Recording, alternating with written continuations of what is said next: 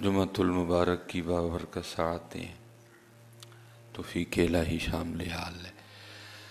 और ये मुबारक घड़ियाँ अल्लाह के घर में बैठकर गुजारने की सआदत हासिल हो रही है। अल्लाह के हुजूर दुआ गो हूँ कि रब्ब करीम अपनी रहमत से हम सब की इस हाज़री को अपनी बारगाह में कबूल व मंजूर फरमा और अपने फजल व करम से हम सब का शुमार उन लोगों में कर ले जिनसे तू और तेरा महबूब राज़ी हुए। हज़रत सैयदुना अब्दुल्लाह बिन मुबारक रहमतुल्लाहि तआला अलैह अपने वक्त के बहुत बड़े बुज़ुर्ग गुज़रे हैं। सूफ़ी थे, आलिम थे और बहुत बड़े आलिम थे हज़रत जी। ठीक है जी। आप फरमाते हैं कि मुझे आज तक ना अपने बचपन की एक बूढ़ी औरत याद है, वो मुझे भूलती नहीं। अक्सर वो पेशतर कुछ होता है ना कि हमें भी नहीं भूलता, वो होता ही इतना अजीब है कि वो अपना एक नक्श छोड़ जाता है। ज़ाहिर है को बचपन में को थोड़ी बातें तो नहीं होती, बूढ़ी होती, लेकिन कुछ इस तरह की होती हैं कि नहीं भूलती, भुलाने से भी नहीं भूलती। तो आप फरमाते हैं ऐसे ही मैंने भी अपने बचपन में बूढ़ी अम्मा को देखा कि जो मुझे भूली नहीं। तो आप फरमाते हुआ कुछ इस तरह कि वो अम्मा नमाज में मशगूल थी और एक बिच्छू ने 40 बार उनको डसा। एक बिच्छू ने दौरान नमाज उनको 40 डंक मारे।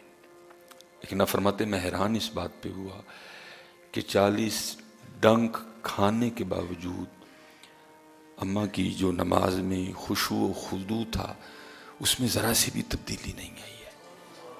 अम्मा उसी तरह अल्लाह के हुजूर अल्लाह की जानिब तवज्जो किए नमाज में खड़ी रही। 1, 5, 10, 15, 20, ठीक है, ये सब गुजरा ना जी।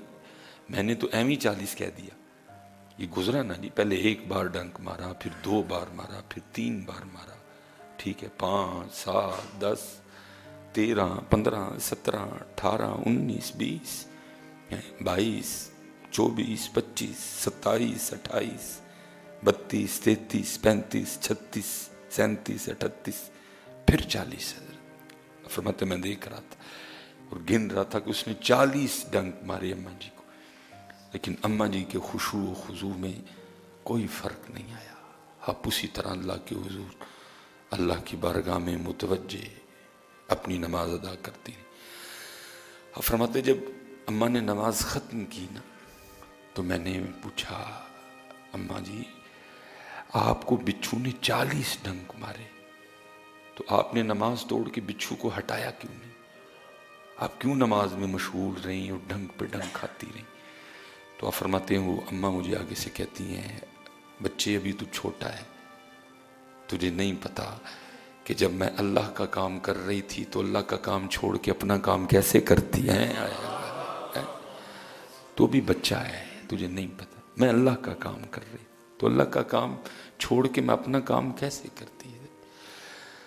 मैं तुझे इधर दुआ ही कर सकता हूँ, अल्लाह करे हमें भी उन नमाजों में से कुछ हिस्सा मिल जाए, क्योंकि हमारी नमाजों का क्या कहना, हमने तो अपनी दाढ़ी की सारी खारिश नमाज में करनी होती है जी। बल्कि मैंने एक दफ़ा किसी बुज़ुर्ग से सुना कि वो असर की नमाज थी तो इमाम साहब ने नमाज पढ़ाई तो मसला ये हो गया कि जी रकतें 4 पढ़ी गई हैं कि 3 पढ़ी गई हैं। वो हो गया ना, सब हो गया, भूल गए। अब इमाम साहब तो भूले, पीछे जो नमाजी थे वो भी फिर मेरी तरह के नमाजी थे। कोई कहे नहीं जी 3 पढ़ी हैं, कोई कहे नहीं जी 4 पढ़ी हैं। वो एक को मेरी तरह का नमाजी था, वो उठ के खड़ा हो गया, उसने कहा नहीं जी 3 ही पढ़ी हैं। सब ने कहा तू इतने यकीन से कैसे कह सकता है कि 3 पढ़ी हैं? अब इतनी बड़ी जमात है, सब शुबे में है, कोई कहता है 3 पढ़ी हैं, कोई कहता है 4 पढ़ी हैं। अब 3 वाले के पास भी दलील कोई नहीं, वो भी नहीं जी कह रहे हैं कि 3 पढ़ी हैं, और जो 4 वाले हैं वो भी कह रहे हैं जी 4 पढ़ी हैं, दलील उनके पास भी। तू कैसे कह सकता है इतने यकीन के साथ कि नहीं जी 3 ही पढ़ी गई हैं, नमाज मुकम्मल नहीं? उसने कहा बात यह है कि मेरी 4 दुकानें हैं, तो तो मैं जब असर की नमाज के लिए आता हूँ ना, तो हर रकत में मैं एक दुकान का हिसाब, क्या आया क्या गया, क्या ख़रीदा क्या बेचा, कितना नफ़ा कितना नुकसान, मैं हर रकत में एक एक दुकान का हिसाब करता हूँ। तो आज 4 का मुकम्मल नहीं हुआ, 3 का ही मुकम्मल हुआ। इससे पता चला रकतें भी 3 ही पड़ी हुई है। हमारी नमाजें तो इस तरह की हैं। इसलिए तो जो कुरान कह रहा है ना, इन्न सलात तन्हा अनिल फहशाई वल मुनकर, बेशक नमाज बेहयाई और बुरे कामों से रोकती है। आप अक्सर वो पेशतर जो नमाजी अहबाब हैं, बस मैं इधर क्या बोलूँ, वजह क्या है कि नमाज ही कोई नहीं है। तो क्या दौर था। आप फरमाते हैं कि वो अम्मा मुझे आगे से कहती है, तू अभी बच्चा है, तुझे नहीं पता मैं अल्लाह का काम कर रही थी। तो ये कैसे मुमकिन था कि मैं अल्लाह का काम छोड़ के अपने काम में लग जाती है। नमाज अल्लाह का काम है। नमाज में तवज्जो अल्लाह की ज़ात की तरफ रखनी है। लेकिन इतने की अद्धे नमाजी हों जी नंगे सिर, क्या थके इनको। वो खुदा के बंदो, अल्लाह के रसूल ने या पग से नमाज पढ़ी या टोपी से नमाज, किसको ये पफ दिखाने आ जाते हो मियाँ? उसको तो ये तुम्हारे पफ पसंद ही कोई नहीं। वो तो कहता है मुझे मेरे महबूब के रंग में दिखाओ अपना आप। ये किसको दिखाने आते हो आप? क्या इधर किसी शीला मचीला को मिलने आए हो आप? उसको तो ये पसंद ही नहीं तुम्हारा रूप। वो तो कहता है 2 ही रंग हैं मेरे, या टोपी में आओ तो यहाँ सर पे पग रख के आओ, या पता नहीं आप किसको पफ दिखाने आते हैं। मेरी समझ से बाहर है। क्यों आप अपना रंग छोड़ चुके हैं? क्यों आप अपना रंग, मैं स्पेशली जो मेरे नौजवान बैठ, मैं दुख से कहने लगा, सिखा ने जी फिल्म च भी पग्गा नहीं लाइया से, और हम वो बदबख्त लोग हैं कि हमने मस्जिदों में भी उतार दी। मैं दुख से कहने लगा, सिखा ने फिल्म च भी पग्गा नहीं लाइया, हजरत उन्होंने फिल्म भी पग्गा पा के बनाई हैं, और हम वो बदबख्त तरीन लोग हैं कि हम मस्जिदों में भी नंगे सर आते हैं। हम अपने नबी का तरीका छोड़ चुके हैं। इसीलिए पहली तो इतने गई है, बटन खुले हुए हैं, ये वाला बटन खुला हुआ है नमाजियों का, ये वाले बटन खुले हुए हैं, बाजू चढ़ाए हुए हैं, जैसे इधर नमाज नहीं पढ़ने आए, ये पहलवानी करने आए हैं। वो खुदा के बंदो, कुछ ज़ाहरी आदाब हैं, कुछ बातनी आदाब हैं। ना ज़ाहरी आदाब है ना बातनी आदाब है। कहा अब्दुल्ला तू अभी छोटा है, तुझे नहीं पता मैं अपने अल्लाह का काम कर रही थी। मैं कैसे अपने अल्लाह का काम छोड़ के, अल्लाह हज़रत जी शरीयत जो शरी मसला है ना वो और है। शरीयत कहती है कि आप नमाज हटाएं उसको, लेकिन आशिकों के अपने रंग है ना।